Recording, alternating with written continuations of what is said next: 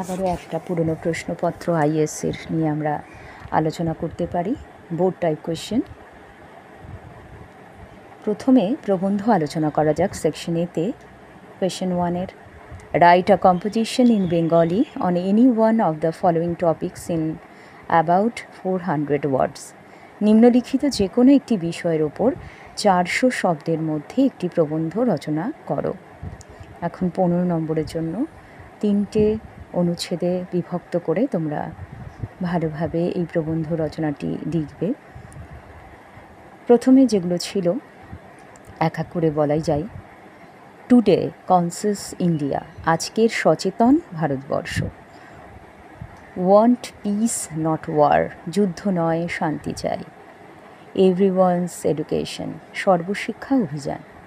Right an original short story on any one of the following. A moment of crisis is to test of friendship. সংকটের মুহূর্তেই বন্ধুত্বের প্রকৃত পরিচয় পাওয়া যায়। শেষে মডিফিকেশন, রূপান্তর। এবার কোয়েশ্চেন 3-র তখন সময় যেগুলো ছিল, make 4 sentences with the 4 idioms given below. নিচের 4টি বাগধারা দিয়ে 4টি বাক্য রচনা করো। আক্কেল সেলামি, ডুমুরের ফুল, ডান হাতের ব্যাপার, তাসের ঘর, শাঁখের করাত। এগুলো আমরা শব্দার্থগুলো জেনে নিলেই এমসিকিউ আসুক বা যেভাবেই আসুক লিখতে অসুবিধা হবে না। পরেরটা, fill in the blanks with appropriate words. উপযুক্ত শব্দ দিয়ে শূন্যস্থান পূরণ করো। খুবই সোজা ছিল। ড্যাশ সাদা, ড্যাশ লাল, ড্যাশ শীত। এগুলো কিন্তু আমরা ধন্যাত্মক শব্দ ব্যবহার করে করব। অনেক সময় অনুকারও ব্যবহার করা যেতে পারে। পুরনো ব্যাকরণ বই প্রত্যেকের কাছেই আছে, যেগুলো আইসিএসসিতে ব্যবহৃত হয়েছে। নতুন যদি থাকে সেখানেও পাবে, অন্যান্য যে কোনো ব্যাকরণ বইতে পেয়ে যাবে।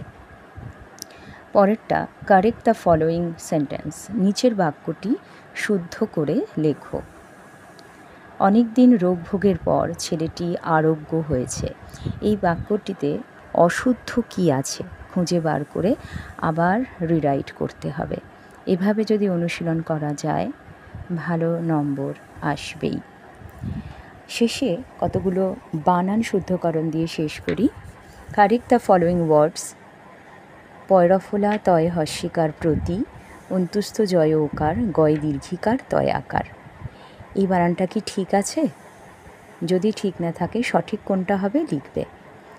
মদ হয় হস্যকার মধু, দন্তের শয় দীর্ঘকার, দ মূর্ধের ন। মধুসূদন বানানটা কি ঠিক আছে? এক্ষেত্রেও সেটাই বলবো, সঠিকটা লিখবে। পরেরটা, পয়রফোলা দন্তের স, দন্তের শয় তয় প্রশস্ত। তারপরেরটা, তালব শয়ে হস্যিকার, দন্তের শয় জফলা শিষ্য। শেষে দন্তের শয়ময় র, দন্তের নয় দীর্ঘিকার, অন্তস্থ অ স্মরণীয়। এই বানানগুলোর শুদ্ধ রূপ লিখবে। বাড়িতে ব্যাকরণ খাতা আলাদা করে যদি আমরা এরকমভাবে অনুশীলন করি সুবিধে হবে অনেক।